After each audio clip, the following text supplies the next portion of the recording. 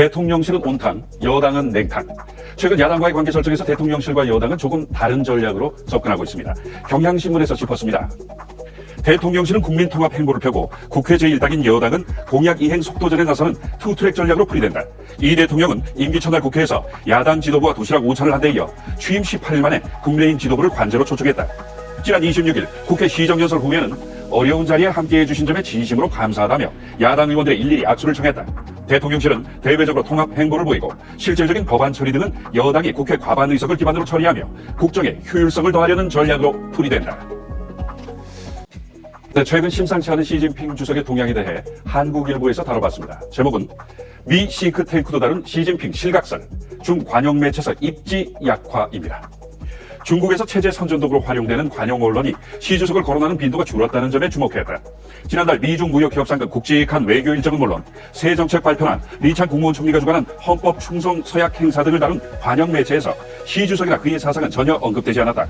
대부분 보도에서 시 주석의 지도가 있었다, 혹은 시진핑 사상을 따라야 한다는 표현을 언급한 과거 양상과 비교하면 이례적이라는 게 람연구원의 분석이다.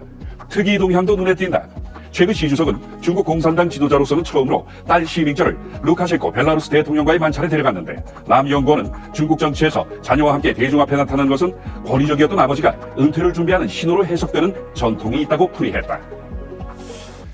정부가 내놓은 강력한 대출 규제 정책에 비해 외국인의 경우는 그 적용 범위가 조금은 다른 것 같습니다. 한국경제에서 바로 그 부분을 콕 짚었습니다. 부동산 규제 때마다 반복되는 외국인 특혜 논란. 이재명 정부 출범 이후 처음 발표된 부동산 대책에 역대 최강이라는 평가가 나오지만 외국인은 사각지대에 놓여있다. 자금 출처가 해외라는 이유로 사실상 모든 규제를 우회할 수 있었다. 외국인 특혜 논란이 벌어진 건 이번이 처음은 아니다. 2019년 문재인 정부가 12.16 부동산 대책을 내놨을 때도 그랬다.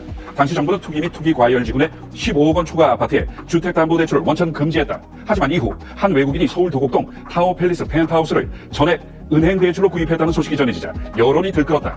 이 외국인은 매수자금 잔액을 외국 은행에서 조달하는 식으로 규제를 피했다. 최근 서울 주요 지역에서 실거주가 아닌 투자용으로 부동산을 구입하는 외국인이 늘어난 것도 국민 정서를 건드리는 요인이다. 법원 등기정보광장에 따르면 올해 1월에서 5월 전국에서 이뤄진 임대차 계약 중 외국인이 임대인인 사례는 8,660건에 달했다.